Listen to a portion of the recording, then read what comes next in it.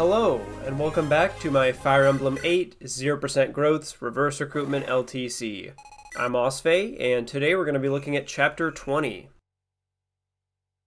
Chapter 20 is the final Seas map in the game, and it features a lot of promoted monsters and a lot of zone-based reinforcements to back them up.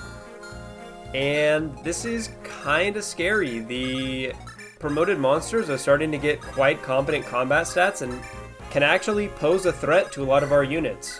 Fortunately, we have this thing called the Warp Staff. I don't know if you've heard of it, but that's going to allow us to pretty much circumvent all of the combat in this chapter, all of these promoted enemies. We're only going to need to fight a few, and of course the boss to clear out the gate so Amelia can seize. But yeah, you know the drill. We have Syrene rescue Eirika on turn 1, get warped over near the boss. Syrene's then going to drop off Eirika and then Canto away. That will set it up so that Eirika can kill the boss Morva on the next player phase. And then all we need to worry about is getting Amelia to the gate, which we're going to do with, you guessed it, a warp. Since we have access to a 9-range warper, we have a lot of freedom in choosing where we want to send Amelia in from. And so what we end up doing is kind of just sending, Amelia, Tethys, Natasha, and then a few competent combat units up and around the mountain on turn 1, and then we kind of just warp her in from there on turn 2. Syrene faces a lot of combat on this enemy phase, however, she is more than equipped to handle it all. First of all, she has the Lance Reaver equipped, which means she has a pretty good chance of dodging most, if not all, of the, lance-wielding gargoyles attacks. And then, from the added bulk that she has with the Angelic Robe and then the Pure Water that she used on turn 1, she is pretty well equipped to deal with all of the magic-wielding enemies that will also be attacking her.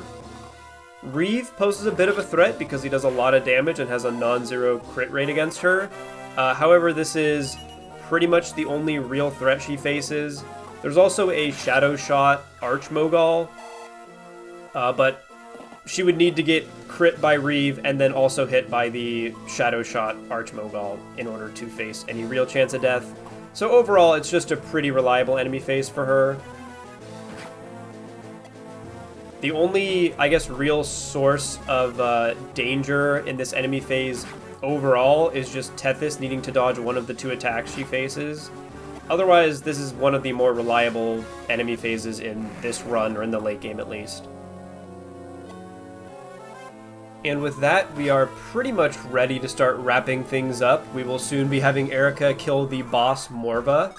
I haven't talked about him too much, but he is pretty bulky and pretty hard to take down. This was the main reason why we wanted to make sure Eirika hit S-rank swords by at least Chapter 20, because even with the effective damage using the Adholma, we still need her to crit to kill Morva.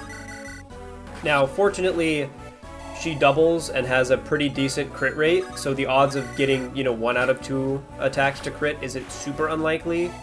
But yeah, it just kind of goes to show how bulky Morva is. But with that out of the way, we just needed to clear out a few enemies in the way of Amelia, and then we just move her up, give her a dance and a warp, and we are all done.